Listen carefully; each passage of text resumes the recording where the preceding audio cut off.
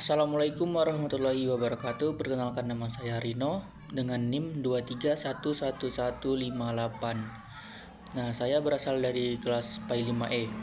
Di sini saya akan membuat tugas video yang dimana diberi 2 soal untuk menjawabnya. Baik, saya akan mulai. Soal yang pertama itu, apa saja faktor penyebab pergantian kurikulum PAI di Indonesia? Apakah perubahan tersebut didasarkan pada kebutuhan peserta didik atau hanya sekedar mengikuti arus kebijakan formal?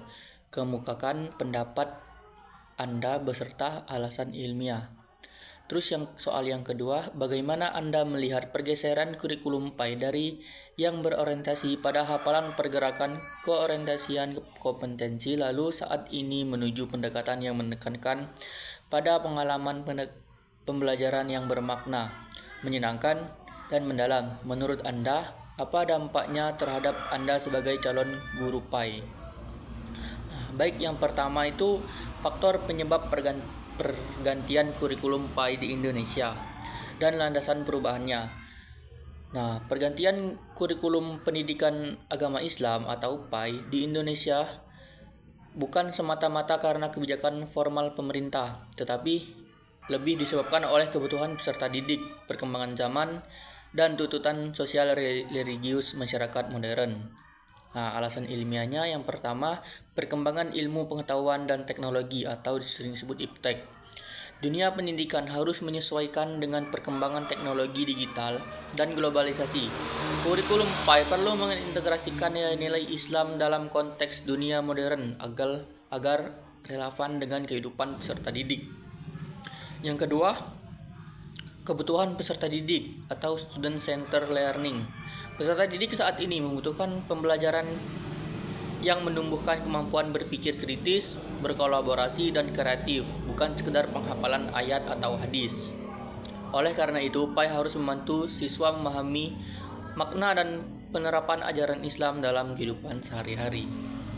Nah, terus yang ketiga, tantangan moral dan sosial. Maraknya degradasi moral, kekerasan, dan penyimpanan sosial menuntut kurikulum PAI yang lebih menekankan membentuk karakter akhlakul karimah daripada sekedar pengetahuan teoritis. Yang keempat, kebijakan nasional dan global. Nah, pemerintah memang memiliki peran dalam meregulasi, namun ada kebijakan kurikulum seperti kurikulum 2013 dan kurikulum Merdeka didasarkan pada hasil riset pendidikan dan evaluasi capaian pembelajaran sebelumnya, bukan sekedar formalitas politik. Nah, jadi perubahan kurikulum PAI lebih banyak didorong oleh kebutuhan nyata peserta didik dan dinamika masyarakat, sementara kebijakan formal hanyalah wadah legal untuk mengimplementasikan kebutuhan tersebut secara sistematis. Nah, di sini saya akan menjawab pertanyaan yang kedua. Nah, pergeseran orientasi kurikulum PAI dan dampaknya bagi calon guru PAI. Nah, kurikulum lama berorientasi hafalan, fokus pada kognitif dan hafalan ayat atau hadis, pengetahuan semata. Nah, kurikulum berbasis kompetensi KBK menekankan keterampilan berpikir dan sikap kompetensi atau knowledge, skill, attitude.